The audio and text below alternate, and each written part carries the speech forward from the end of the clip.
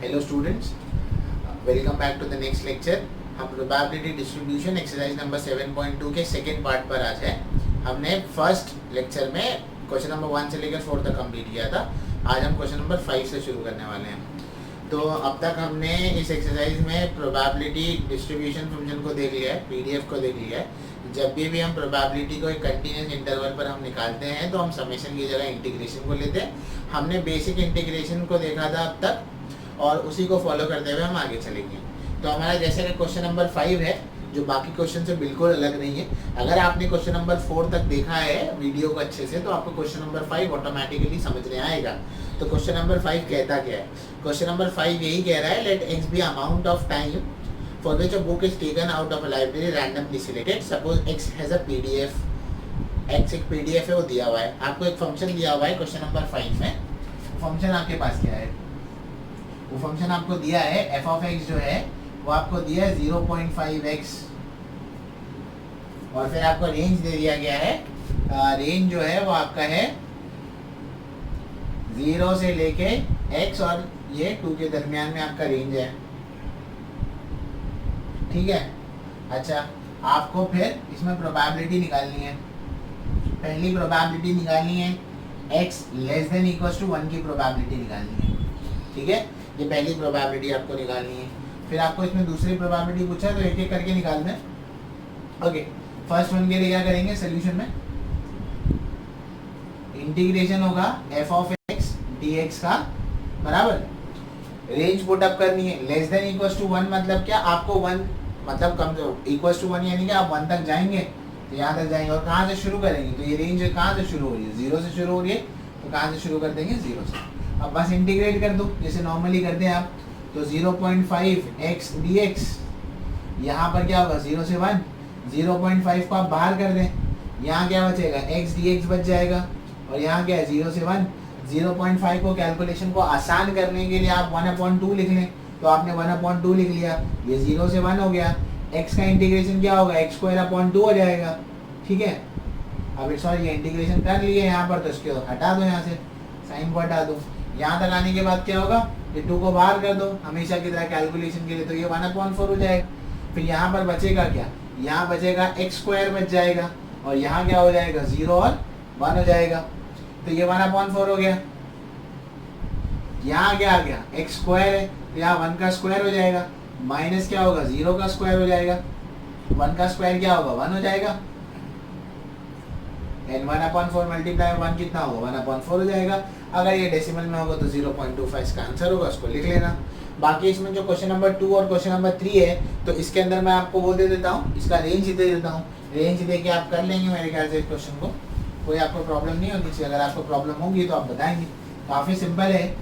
Second वाले के लिए आपका रेंज क्या होगा? आपका रेंज आपको दिया हुआ है, यानी आप सेम फंक्शन को इंटीग्रेट करेंगे कहाँ से कहाँ तक? 0.5 से लेकर 1.5 तक। इंटीग्रेशन तो आपका सेम होगा, 0.5x dx है, बस लिमिट चेंज होगी। ये 0.5 बाहर चला जाएगा, 1/2 हो जाएगा। x²/2 होगा, वो 1/4 हो जाएगा बाहर जाकर। बस आपको लिमिट सब्स्टिट्यूट करना और आंसर निकालना है। एंड लास्ट वन में दिया है x, आपको ये प्रोबेबिलिटी निकालनी है। Probability x greater than equal to 1.5, मतलब 1.5 से ज्यादा प्रोबेबिलिटी निकालनी है। तो अगर 1.5 से ज्यादा प्रोबेबिलिटी निकालनी है तो लोअर लिमिट में 1.5 आ जाएगा, क्योंकि इससे ज्यादा जाना है। तो इससे ज्यादा जाना है तो 1.5 से आप कहाँ तक जा सकते हैं? 2 तक जा सकते हैं। That's it. हाँ, और सेम फंक्शन वही रहेगा, लिमिट आपको सब्स्टिट्यूट कर देना है। यानी कि इसका जो पहला पार्ट क्या था, सेम वैसे ही आपको इसका दूसरा और तीसरा पार्ट करना है। ठीक है। तो आई थिंक ये एब्सोल्युटली नॉर्मल सम था आपके लिए। अब हम बढ़ते हैं क्वेश्चन नंबर 6 की तरफ। ठीक है। अगर लगेगा कि नहीं आ रहा है तो बता देना, इसके ऊपर अलग से एक वीडियो बना के दे दूंगा एक सम के ऊपर। ठीक है, करके देखो, सॉल्व करके देखो, काफी आसान है। आंसर भी मैच करेगा और आएगा आपका आंसर जरूर। अब हम चलते हैं क्वेश्चन नंबर 6 की तरफ। क्वेश्चन नंबर 6 में अगेन एक क्वेश्चन है, suppose x is a waiting time in minutes for a bus and it is PDF is given by, एक पीडीएफ उसका दिया हुआ है आपको। f ऑफ x आपको दिया हुआ है 1/5, x की रेंज दी है 0 से 5 के बीच में। तो सबसे पहले फंक्शन को लिख लेते हैं। फंक्शन आपका क्या है? फंक्शन है आपका 1/5। ठीक है, इज इक्वल टू 0 होगा अदरवाइज। और ऊपर क्या रेंज है वो देख लो। ऊपर जो रेंज है उसकी वो आपको दी हुई है 0 से 5 के बीच में। ठीक है, और दोनों जगह इक्वल टू है यहाँ पर। ओके, पहला है वेटिंग टाइम होना चाहिए 1 से 3 के बीच में। तो सिंपल है, अगर आपको प्रोबेबिलिटी निकालनी है कि वेटिंग टाइम हो, waiting time between 1 and 3 minutes, 1 से 3 मिनट के बीच में होना चाहिए। बताओ क्या करेंगे? तो ये तो मालूम है तुमको, यहाँ पर रेंज तो काफी सिंपल है इसकी लिखना, 1 से कहाँ तक जाएंगे? 3 तक जाएंगे। अब इंटीग्रेट किसको करेंगे बताओ? F of x D x को इंटीग्रेट कर देंगे, तो ये 1/3 हो जाएगा। ये कितना हो जाएगा? 1/5। यहाँ क्या आ जाएगा? dx आ जाएगा। ठीक है, 1/5 को बाहर कर दो, इंटीग्रेशन किसका हो जाएगा? dx का इंटीग्रेशन हो जाएगा। अब जब आप dx का यहाँ इंटीग्रेशन कर देंगे तो क्या होगा? ये 1/5 हो जाएगा, dx का इंटीग्रेशन क्या हो जाएगा? x हो जाएगा। यहाँ 3 है, यहाँ क्या है? 1 है। फिर वही पुटअप करो, upper limit minus lower limit put up कर दो, x की जगह एक बार 3 लिख दो और यहाँ क्या लिख दो? 1 लिख दो, है ना। तो 3 - 1 कितना हो जाएगा? 2 हो जाएगा। तो यहाँ पर 2 आ जाएगा। फाइनल आंसर क्या आ जाएगा आपका? 2/5। होप सो समझा होगा, सिंपल क्वेश्चन। इसी में सेकंड क्वेश्चन है, waiting time is more than 4 minutes. ये भी सेम है, होमवर्क दे सकता हूँ पर दे नहीं रहा हूँ, वरना काफी सारे सम होमवर्क में चले आएंगे। सिमिलर सेम सम्स है, खाली अब रेंज बदल जाएगी। अब वेटिंग टाइम जो है आपका वो होना चाहिए मोर देन 4 मिनट, 4 मिनट से ज्यादा का वेटिंग टाइम होना चाहिए। सेकेंड वाले में probability waiting time more than 4 minutes, 4 minute से ज्यादा का होना चाहिए। यानी कि मिनिमम तो आप 4 लोगे ही ना, 4 से ज्यादा ही जाना है। कहाँ तक जा सकते हो? 4 से ज्यादा कहाँ तक जा सकते हो? 5 तक जा सकते हो। ये हो गया। सेम वही चीज इंटीग्रेट कर दो F of x D x को, काफी सिंपल प्रॉब्लम है। ठीक है, कोई दिक्कत नहीं आनी चाहिए। यहाँ 1/5 dx हो जाएगा, ये 4 हो जाएगा, ये 5 हो जाएगा, 1/5 बाहर आ जाएगा, ये 4 to 5 हो जाएगा। ये इंटीग्रेशन ऑफ क्या हो जाएगा? dx। सेम मतलब इंटीग्रेशन तो सेम ही होगा ना उसका, 1/5 हो गए, यहाँ क्या होगा? x होगा। ठीक है, अब लिमिट को पुटअप कर दो, लिमिट पुटअप करोगे तो यहाँ 5 - 4 होगा, 5 - 4 1 होगा, और 1 × 1/5 क्या होगा? 1/5। सिंपल। तो ये आपका क्वेश्चन नंबर 6 था, यहाँ पर खत्म होता है। अब हम जाएंगे क्वेश्चन नंबर 7 की तरफ। ठीक है, तो जो क्वेश्चन नंबर 7 है हमारा वो देखते हैं। तो क्वेश्चन नंबर 7 जो हमारा कह रहा है,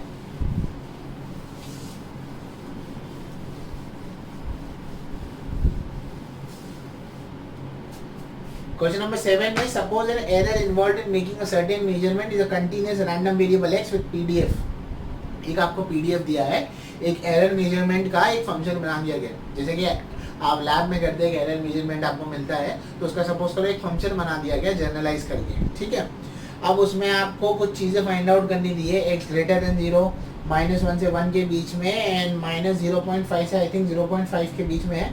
मेरे पास उसकी कटिंग नहीं है, मैं थोड़ी देर में बताता हूँ कि साइड में क्या है इसके।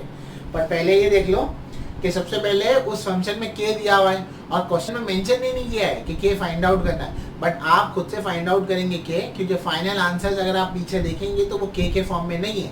तो अगर वो k के फॉर्म में नहीं है, इसका मतलब आपको k को फाइंड आउट करना पड़ेगा। तो सबसे पहले क्वेश्चन नंबर 7 में साइड में लिख लो, पहला क्या करेंगे उसमें, सबसे पहले क्या करेंगे? टू फाइंड के। सबसे पहले आप के फाइंड आउट करेंगे। हमें मेंशन किया हुआ है कि ये पीडीएफ है, तो अगर कोई फंक्शन एक पीडीएफ है तो आप इंटीग्रेट करेंगे over the whole range from a to b, जो भी उसका रेंज है वहाँ से उसको इंटीग्रेट करेंगे तो आंसर क्या आएगा? 1 आएगा। ठीक है, तो फंक्शन लिख लेते हैं पहले। तो आपका फंक्शन क्या है? फंक्शन है आपका एफ ऑफ एक्स, आपको दिया हुआ है बेटा के 4 - x², और यहाँ पर इज इक्वल टू 0 अदरवाइज। लाई कहाँ से कर रहा है? -2 से लेकर 2 के बीच में क्या कर रहा है? लाई कर रहा है, और इज इक्वल टू 0 क्या है? अदरवाइज। ठीक है, सबसे पहले लिखेंगे since F of x is a PDF, therefore integration of F of x dx over the range from -2 to 2 should be equals to what? 1।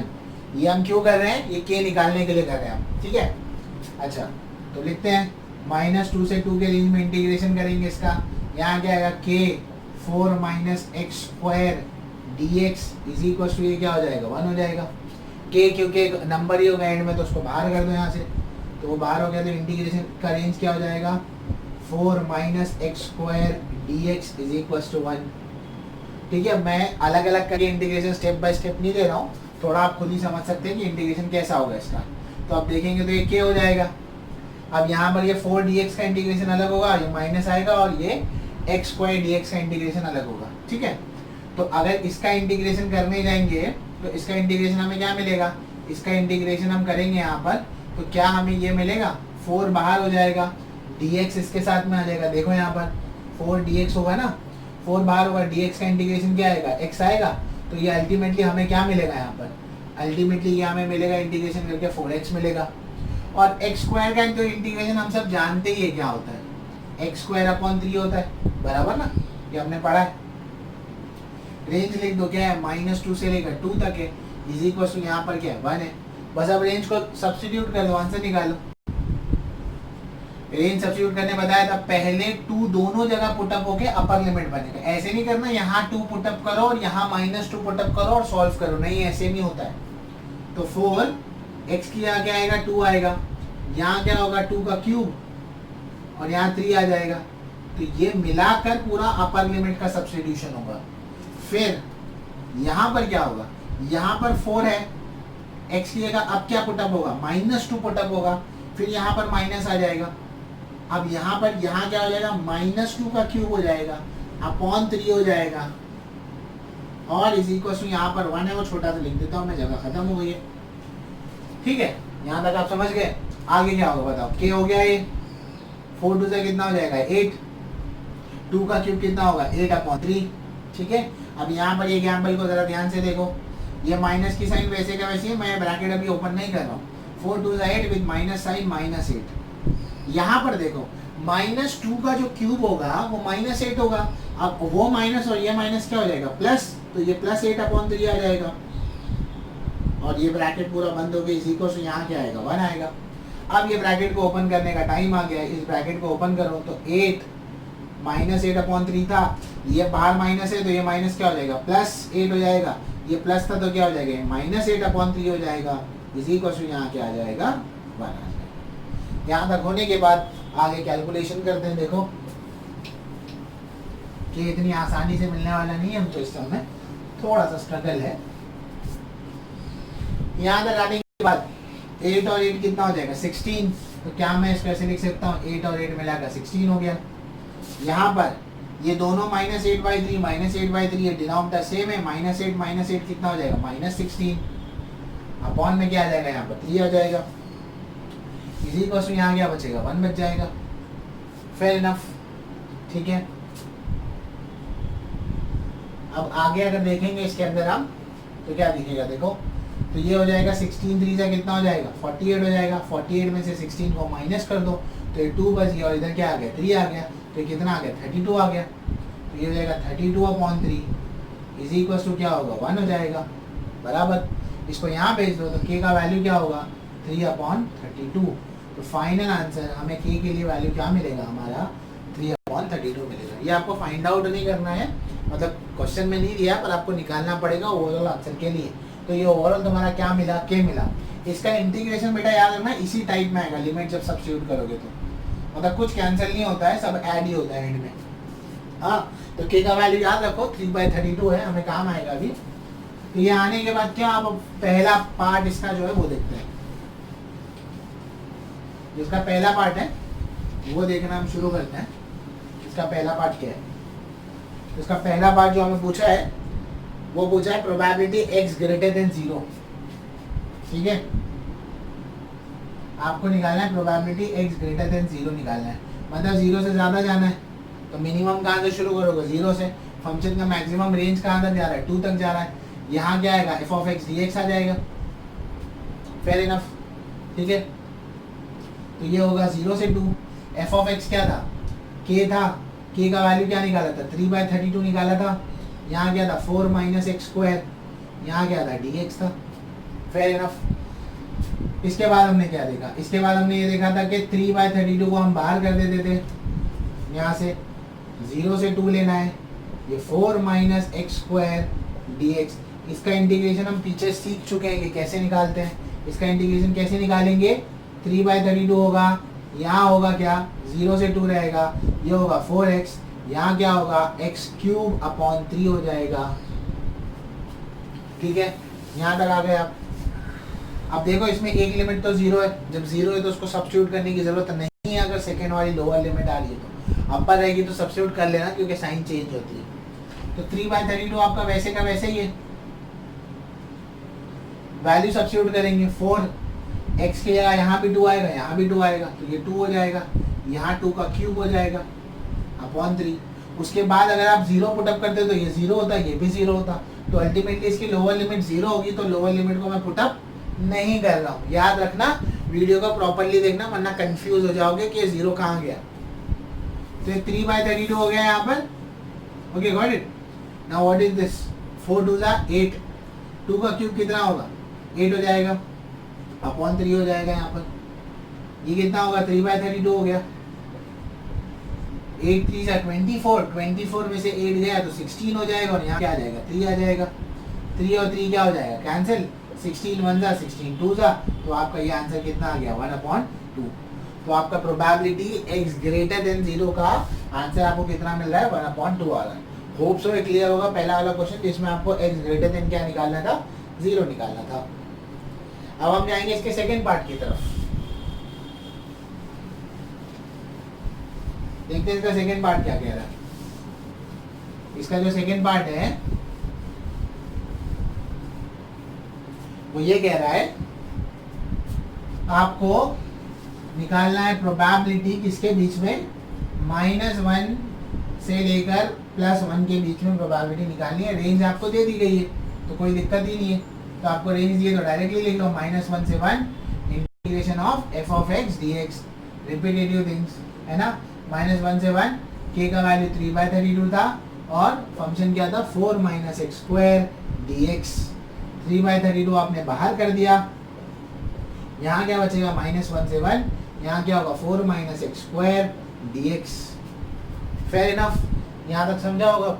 जो वैल्यूज डालनी थी डाल दिए, k को बाहर कर दिए यहाँ से, सिंपल।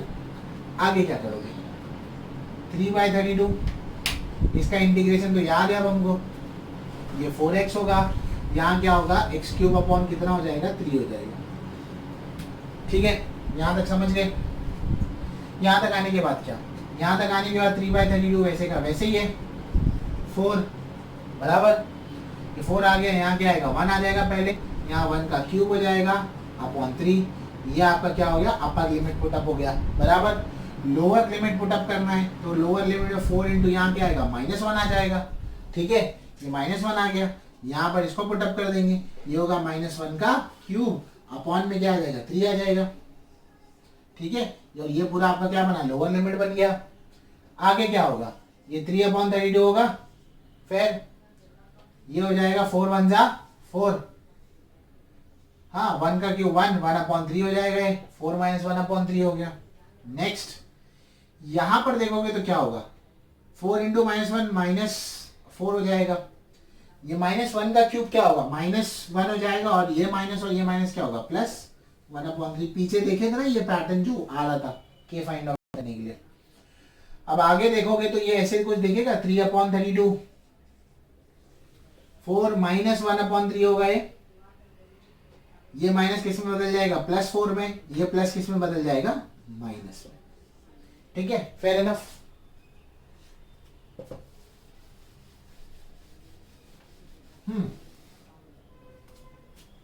यहां तक होने के बाद क्या करेंगे 3/32,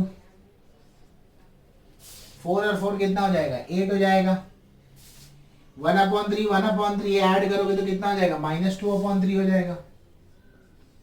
ये कितना हो जाएगा देखो, आप सिंपल मिक्स फ्रैक्शन को सॉल्व करो, 8 3 जा 24 होगा, 24 हाँ सॉरी 8 3 जा 24 हो गया, 24 में से 2 को निकाल दो, सो 22/3 आ जाएगा। ये 3 और ये 3 क्या हो जाएगा कैंसिल, 2 1 जा 2 1 जा 2 1 जा 2 6 जा, इसका आंसर कितना आ जाएगा 11/16। होपफुली ये भी समझा होगा आपको। क्वेश्चन नंबर इंटीग्रेशन मतलब सेम यही रेंज में करेंगे, फंक्शन को इंटीग्रेट करेंगे आप -0.5 से लेकर 0.5 के दरमियान में, ठीक है। और जैसे इंटीग्रेट करते हैं नॉर्मली वैसे इंटीग्रेट कर सकते हो उसको, ओके। अब हम चलेंगे क्वेश्चन नंबर 8 की तरफ। क्वेश्चन नंबर 8 में एक चीज आपने देखी नहीं, CDF आपको पढ़ना है। एक्चुअली आपने इसको पहले देख चुका है 11th में, अगर आपने एंट्रेंस की तैयारी करी होगी तो वहां पर भी आपने कुछ ना कुछ तो इसके बारे में पढ़ा जरूर होगा। छोटी सी बात है, आपने क्लास 10th में भी कहीं ना कहीं इसके बारे में पढ़ा है।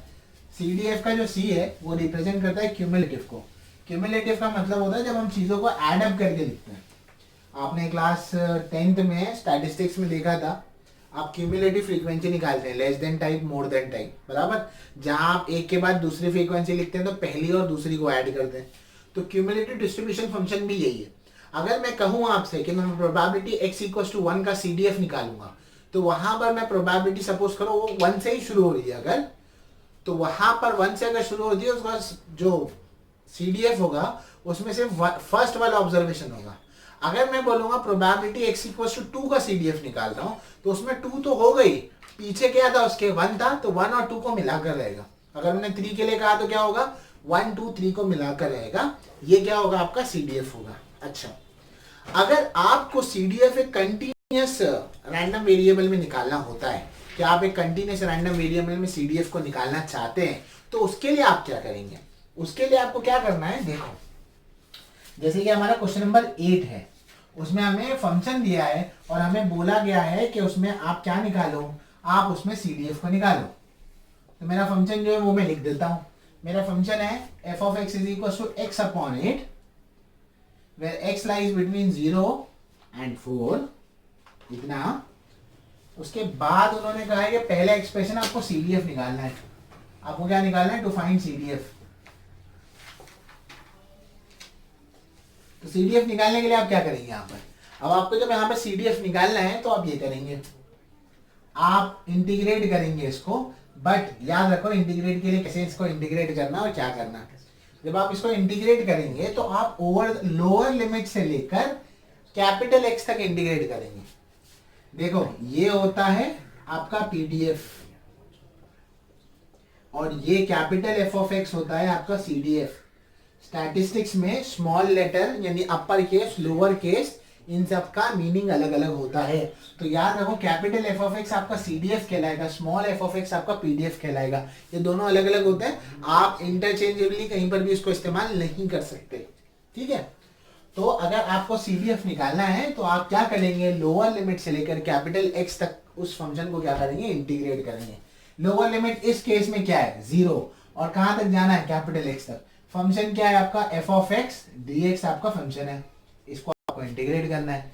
तो ये क्या होगा बताओ आगे, ये होगा 0 to कैपिटल X, f(x) क्या है, x/8 है, यहां क्या आ जाएगा, dx आ जाएगा, बराबर।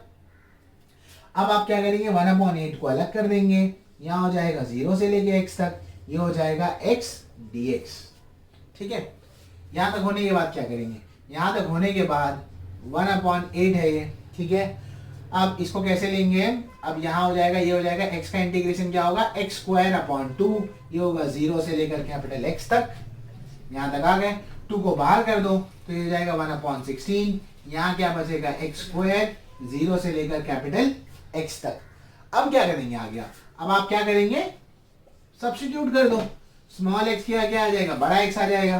तो यहाँ जो आपका x आ गया ये हो गया x², और यहाँ जो आ गया वो क्या हो गया, आपका 0 हो गया। तो आपका फंक्शन क्या बनेगा, x²/16।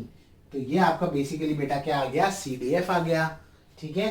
तो ये आपका CDF है, समझ गए। CDF कैसे निकालना है, CDF का फॉर्मूला क्या होता है, लोअर लिमिट से लेकर आप कहां तक जाएंगे, कैपिटल X तक। Lower limit range to range, some to problem बदलेगी।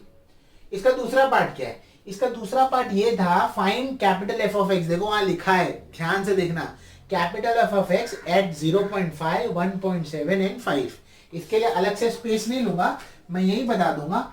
f(0.5) निकालना है तो क्या होगा, ये देखो ये मैंने क्या निकाला है, इसको यहाँ इक्वल टू में लिख लो, यहाँ मैंने कैपिटल F(x) निकाला है, ठीक है। तो अगर f(0.5) निकालना है तो इस x के क्या पुटअप करेंगे, 0.5 का स्क्वायर और अपॉन में क्या आ जाएगा, 16।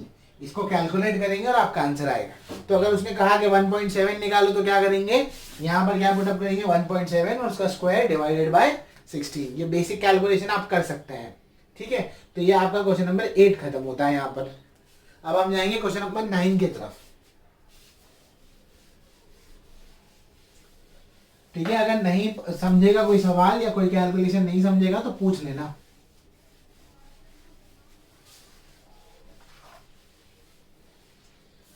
ओके, तो हम जाएंगे अब क्वेश्चन नंबर 9 की तरफ। क्वेश्चन नंबर 9 देखो क्या कह रहा है। क्वेश्चन नंबर 9 है, given the PDF of a continuous random variable F of x is x square upon 3 where x lies between -1 to 2 equals to 0 otherwise determine the CDF of capital F of x। CDF निकालना है किसका? Capital F of x का CDF निकालना, मतलब वही निकालना है, CDF निकालना है। फिर आपको अलग अलग प्रोबेबिलिटीज निकालनी है, ठीक है। तो ये पहले ये निकाल लेते हैं। F of x आपको क्या दिया हुआ है? F of x आपको दिया हुआ है x square upon 3, फिर ठीक है। अब आपको रेंज भी दी हुई है और -1 से लेकर 2 के बीच में या तो 0 होगा अदरवाइज। पहले कैपिटल एफ ऑफ एक्स निकालना है तो उसका फॉर्मूला क्या था? लोअर लिमिट से जाना था कैपिटल एक्स तक। लोअर लिमिट इस केस में क्या है? -1 है। नीचे क्या है यहाँ पर? x square upon 3 dx। 1/3 हमेशा की तरह बाहर हो जाएगा बेचारा। यहाँ क्या बचेगा? x स्क्वायर dx, है ना। हम हमेशा नंबर को क्या बोलते हैं? बाहर चले जाओ तुम, तो उसको बाहर कर दिया। अब कौन बच गया यहाँ पर? यहाँ x बच गया। x क्यूब अपॉन क्या हो जाएगा? 3, -1 से लेकर x तक। फिर नंबर आया, फिर उसको बाहर भेज दो, तो 3 और 3 कितना हो जाएगा? 9 हो जाएगा यहाँ पर। यहाँ क्या हो जाएगा? x क्यूब हो जाएगा। यहाँ x है और यहाँ क्या है? -1 है। आगे बढ़ेंगे, आगे बढ़ने पर ये क्या होगा? ये 1/9 होगा। अब आप वैल्यू को सब्स्टिट्यूट करेंगे। ये x की जगह आप क्या लिखेंगे? x क्यूब लिखेंगे, है ना। यही है ना लिमिट। अपर लिमिट हो गया माइनस, लोअर लिमिट में क्या आएगा? -1 का क्यूब। ध्यान से समझ रहे हो ना। अपर लिमिट पुटअप करनी है, फिर लोअर लिमिट। तो ये हो गया। ये क्या होगा बोलो? कैपिटल x क्यूब हो जाएगा। -1 का क्यूब क्या होगा? -1, और उसमें ये -1 और ये माइनस माइनस क्या हो जाएगा? प्लस। फाइनल आंसर क्या होगा आपका? x cube +1 upon 9। ये आपका क्या मिलेगा? कैपिटल एफ ऑफ एक्स मिलेगा। ये आपका क्या होगा? CDF कहलाएगा। समझ में आया आपको ये? ओके। अब इसके अंदर मैं एक प्रोबेबिलिटी निकाल कर देता हूं, बाकी प्रोबेबिलिटी आप निकाल सकते हैं, ठीक है। अब ये निकाल लिया हमने। ये हो गया determine the CDF of x, then find probability small x less than equal to 1 निकालनी है, ठीक है। ये होने के लिए काफी सिंपल है, वो कर सकते हैं आप।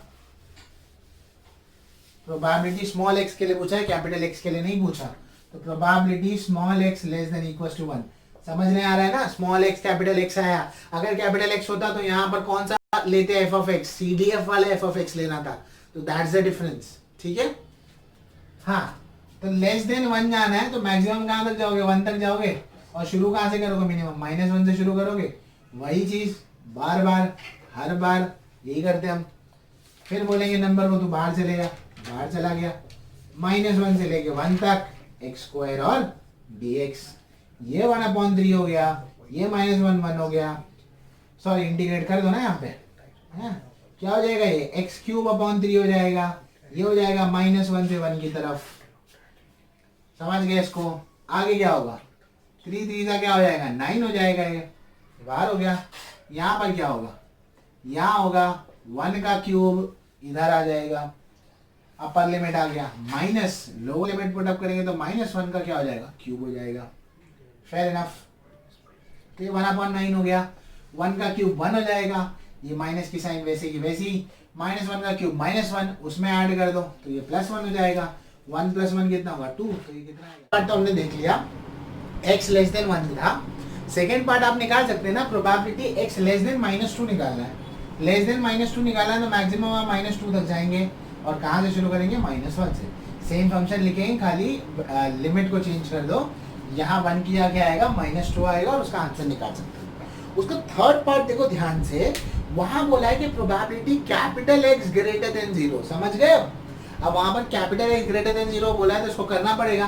कैपिटल X का मतलब क्या है? CDF है, वो बताया था। तो अब देखो, तो अगर ये कहा गया है तो कैसे करेंगे? ये तो स्मॉल एफ ऑफ एक्स था ना हमारे पास, तो आपको निकालनी है प्रोबेबिलिटी कैपिटल एक्स, कहाँ गया वो सब, just a minute, capital x greater than 0, ठीक है। कैपिटल एक्स मतलब किसको इंटीग्रेट करेंगे, capital F of x D x को। फंक्शन का रेंज यही रहेगा, ठीक है। ग्रेटर देन 0 मतलब 0 से ज्यादा जाना है, तो 0 से ज्यादा कहाँ तक जा सकते हो, 2 तक जा सकते हो, इंटीग्रेट कर दो। कैपिटल एफ ऑफ एक्स अभी थोड़ी देर पहले हमने निकाला था, क्या था, x cube plus 1 upon 9 dx, ठीक है, यही था। 1 अपॉन 9 को बाहर कर दो यहाँ से, तो 1 अपॉन 9 बाहर हो गया, 0 to 2 हो गया, क्या हो जाएगा ये एक्स क्यूब प्लस 1 dx का इंटीग्रेशन। चलो अब जल्दी से बताओ इसका इंटीग्रेशन क्या होगा। 1 अपॉन 9 तो बाहर हो गया आपके लिए, ठीक है, 1 अपॉन 9 बाहर हो गया, इसका इंटीग्रेशन आप करेंगे, एक्स क्यूब का इंटीग्रेशन क्या होगा, एक्स रेज टू 4 अपॉन 4 हो जाएगा, बराबर। ये हो गया आपका इंटीग्रेशन का, एक्स रेज टू 4 अपॉन क्या हो गया, 4 हो गया। ये प्लस आ गया, 1 dx था, यानी कि dx था, dx का इंटीग्रेशन क्या होता, x हो जाता, ठीक है। तो ये तुम्हारा क्या आ जाएगा, यहाँ पर x आ जाएगा। अब ये क्या हो जाएगा, 0 से लेकर 2 तक हो जाएगा। Fair enough. यहाँ तक आने के बाद ये 1 अपॉन 9 हो गया। इतना होने के बाद ये x रेज टू 4 है, बराबर। एक अब लिमिट पुटअप कर दो, नीचे तो 0 है तो उसको पुटअप करने की कोई जरूरत है नहीं, ऊपर वाले को पुटअप कर दो, ऊपर वाले को पुटअप कर दोगे तो क्या हो जाएगा, 2 रेज टू 4 हो जाएगा, अपॉन क्या आ जाएगा 4 प्लस x की जगह क्या आ जाएगा 2 आ जाएगा। लोअर लिमिट तो है नहीं तो उसे पुटअप करने की जरूरत नहीं है, तो ये क्या हो जाएगा 1 अपॉन 9 बराबर 2 रेज टू 4 यानी कि 16 होगा, 16 अपॉन 4 हो जाएगा। ये कितना हो जाएगा 2 हो जाएगा, 4 1 जा 4 4 जा, 4 प्लस 2 कितना होगा 6 होगा, तो 6 अपॉन 9 होगा। ये 3 2 जा 3 3 जा होगा, तो फाइनल आंसर आपका क्या आएगा 2 अपॉन 3 आएगा। और उसका जो लास्ट पार्ट है, होप सो समझा होगा ना। पहले तो ये देख, क्वेश्चन में ग्लिच है। ग्लिच ये है कि हमें कैपिटल एफ ऑफ एक्स तो पूछा है, पर आंसर जो दिया है वो स्मॉल एफ ऑफ एक्स का दिया है। मतलब हमने जो आंसर निकाला है क्वेश्चन के मुताबिक, जो हमें आंसर निकालना है वो हमें निकालना था CDF का आंसर, और आंसर जो दिया है टेक्स्ट बुक में, जो आंसर दिया है अगर उसके मुताबिक जाएंगे तो हमें निकालना था PDF का आंसर। तो अगर आपको टेक्स्ट बुक से मैच करता हुआ आंसर चाहिए तो आप 0 से 2 पर इंटीग्रेट ये फंक्शन को मत करो, इस फंक्शन को इंटीग्रेट करो, तो आपका आंसर जो 8/9 जो आंसर है वो आपको मिल जाएगा, ठीक है। Fair enough. करके देख लो, 0 से 2 तक आपको इसको इंटीग्रेट करना है, किसको, x² को इंटीग्रेट करना है। देखो यहाँ पर रफ में करके दिखा देता हूँ। 0 से 2 पर इंटीग्रेट होगा क्या, x²/3, तो अगर बेटा ये 3 बाहर हो जाएगा 1/3, x² का इंटीग्रेशन क्या होगा, x³/3, वो भी 3 बाहर कर दो, यहाँ क्या बचेगा x³ बचेगा और 2 और 0 बचेगा, ये 1/9 होगा, 2 का क्यूब करेगा। फिर आपको x का रेंज दिया हुआ है 1 से लेकर 3 के दरमियान में आपको रेंज है। सबसे पहले आपको c निकालना है, फिर एक्सपेक्टेशन और वेरिएंस निकालना है। तो एक्सपेक्टेशन और वेरिएंस देखें कैसे निकलेगा। सबसे पहले देखते हैं c निकालना है। c निकालने के लिए f ऑफ x क्वेश्चन में दिया है PDF है, तो हम लिखेंगे since f of x is a PDF। अगर ये PDF है तो हम क्या करेंगे, इंटीग्रेशन करेंगे over the range 1 to 3 f of x dx is equal to क्या हो जाएगा 1 हो जाएगा, ठीक है। तो ये 1 से 3 तक हो गया। f ऑफ x क्या है, c/x है, ये dx है, इज इक्वल टू क्या होगा 1 होगा। ये 1/x अलग हो जाएगा, ये 1/3 होगा, सॉरी यहाँ से c बाहर करना है, नॉट 1/x, c बाहर कर दो तो ये 1/x हो जाएगा, dx इज इक्वल टू 1, क्योंकि c एक नंबर होगा तो c नंबर है तो वो बाहर ही होता है ना, हमेशा कांस्टेंट को हम बाहर कर देते हैं। अब ये बाहर हो गया तो c बाहर होने का इंटीग्रेशन ऑफ 1/x क्या होगा, इंटीग्रेशन ऑफ 1/x होता है log x। याद रखो छोटा सा इंटीग्रेशन है, बाकी तो पूरा इंटीग्रेशन करोगे तो तब समझ ही जाओगे। तो ये हो जाएगा log x, यहाँ हो जाएगा 3 और यहाँ आ गया है 1 है, इज इक्वल टू क्या हो जाएगा यहाँ पर c हो गया। अब लिमिट को सब्स्टिट्यूट कर दो, यहाँ हो जाएगा log 3 upper limit minus lower limit, यहाँ क्या आएगा log 1 आ जाएगा, इज इक्वल टू क्या आ जाएगा यहाँ पर 1 आ जाएगा। तो c log 3 log 1 जो होगा वो 0 होता है, तो यहाँ पे log 3 बच गया, इज इक्वल टू 1 आ गया। सो c का वैल्यू क्या आ गया 1/log of 3। तो ये आपको c का वैल्यू मिल गया। c का वैल्यू बेटा क्या है 1/log 3, ये आपको c का वैल्यू मिल गया यहाँ पर। अब हमें बोला गया है कि इसका एक्सपेक्टेशन निकालें, ठीक है। एक्सपेक्टेशन यानी कि e ऑफ x बोला है, ई ऑफ एक्स का मतलब क्या होता है, सी का वैल्यू समझ गए ना, 1/3 आया। ई ऑफ एक्स क्या होता है या एक्सपेक्टेशन ऑफ एक्स क्या होता है, मीन जो हमने निकाला था। एक्सपेक्टेशन ऑफ एक्स का फॉर्मूला डिस्क्रीट जो हमने वो देखा था, इससे पहले वाला एक्सरसाइज देखा था जिसमें हमने डिस्क्रीट डिस्ट्रीब्यूशन को पढ़ा था, तो हमने उसका फॉर्मूला क्या देखा था, एक्सपेक्टेशन ऑफ एक्स का उसमें फॉर्मूला था summation of x P x था। तो यहाँ पर समेशन की जगह क्या हो जाएगा, इंटीग्रेशन हो जाएगा, पी एक्स की जगह क्या हो जाएगा, F of x D x हो जाएगा। समझ गए, सेम वही जो कर रहे थे, ठीक है। अच्छा बस कर दो, फिर यहाँ x आएगा इंटू एफ ऑफ एक्स क्या है, सी बाई एक्स, और यहाँ क्या है डी एक्स। ये x और ये x क्या हो गया, कैंसिल हो गया। यहाँ बचा integration of c D x बच गया। c का वैल्यू अभी हमें मिला था 1/log3, और यहाँ क्या आ गया, dx आ गया। अच्छा रेंज तो लिख दूँ मैं, 1 से लेकर एक्सपेक्टेशन आप निकाल रहे हो तो आप 1 से लेकर कहाँ तक जाएंगे, 3 तक, 1 से लेकर 3 तक, 1 से लेकर 3 तक, 1 से लेकर कहाँ तक जाएंगे आप, 3 तक जाएंगे, ठीक है। यहाँ तक समझ गए। यहाँ तक समझने के बाद अब क्या करेंगे आप, अब 1/log3, log3 एक नंबर होगा और 1 में उस नंबर को निकालोगे तो कांस्टेंट होगा, तो 1/log3 को बाहर छोड़ दो। यहाँ पर 1/log3 को बाहर छोड़ दिए तो अंदर क्या बच गया, इंटीग्रेशन ऑफ dx बच गया, और यहाँ क्या आ गया, 3 है, यहाँ क्या है, 1 है, ठीक है। ये क्या हो जाएगा, 1/log3 हो जाएगा। ये होने के बाद इंटीग्रेशन ऑफ dx क्या हो जाएगा, x हो जाएगा, और ये 3 हो जाएगा, ये क्या हो जाएगा, 1 हो जाएगा, ठीक है। अब वैल्यू को सब्स्टिट्यूट कर देंगे तो ये क्या हो जाएगा, 1/log3 हो जाएगा। अब x की जगह क्या आ जाएगा, 3, इसकी जगह क्या आ जाएगा, 1 आ जाएगा, ठीक है। तो ये हो जाएगा 1/log3, और 3 - 1 कितना हो जाएगा, 2 हो जाएगा, तो ये 2/log3। ओके, टेक्स्ट में पीछे आंसर इसका 4/log3 हो रहा है, ठीक है, और हमारा आंसर आ रहा है 2/log3। तो शायद वहाँ पर कुछ कैलकुलेशन मिस्टेक हो, क्योंकि अगर मैं यहाँ पर -1 कर दूँ, यहाँ पर अगर मैं इसको -1 कर दूँ तो upper limit minus lower limit में प्लस हो जाएगा और ये 4/log3 होगा। बट अगर मैं यहाँ पर -1 करता हूँ तो पीछे जो जब हमको c निकालना था तो उसमें वो log ऑफ -1 हो जाता, ठीक है, that becomes difficult for us. तो मैं मान कर चल रहा हूँ कि उसका 2/log3 फिलहाल के लिए आंसर है। अगर फ्यूचर में कोई करेक्शन आता है तो मैं करेक्शन कर दूंगा वीडियो के थ्रू। ओके, तो हमारा एक्सपेक्टेशन आ गया, अब वेरिएंस निकालना है। अब वेरिएंस देख लीजिए, वेरिएंस कैसे निकालेंगे। देखो मीन अगर अलग आया तो वेरिएंस भी अलग ही आएगा। तो 2/log3 जो है वो आपका एक्सपेक्टेशन आया है, 2/log3 ये आपका एक्सपेक्टेशन है।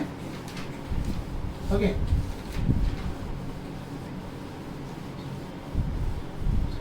वेरिएंस ऑफ एक्स निकालने के लिए आपको ये करना है, वेरिएंस ऑफ एक्स निकालने के लिए आपको इंटीग्रेशन करना है x² f of x dx का, ठीक है। उसमें से आपको माइनस करना था एक्सपेक्टेशन ऑफ x का स्क्वायर को माइनस करना था, जो अभी अपने को मिला ना 2/log3, उसका स्क्वायर को माइनस करना। यानी कि यहाँ पर क्या होगा बताओ, ये x² होगा, f ऑफ x क्या है बताओ, c/x dx है। एक्सपेक्टेशन ऑफ x क्या था, 2/log3 था, अभी पढ़े थे ना, the whole square. Fair enough, ये था। ये एक x क्या हो गया, कैंसिल हो गया, क्या बचा यहाँ पर, x into C D x बच गया, और यहाँ क्या आ गया 2/log3 दी होल स्क्वायर हो गए। अब ये x हो गया, ठीक है। अब हमने c का वैल्यू क्या निकाला था, 1/log3 निकाला था, dx। यहाँ पर क्या होगा, 2 का स्क्वायर 4 होगा, और यहाँ क्या लिख सकता हूँ, log3 दी होल स्क्वायर लिख सकता हूँ। Fair enough. अब यहाँ पर ओके, अब इसके आगे का पार्ट देखते हैं। इसके आगे के पार्ट में हम ये कैंसिल कर सकते हैं, 2 1 जा 2 4 जा, तो ये हो जाएगा 4/log3, यहाँ हो जाएगा 4/log3 का स्क्वायर, ठीक है।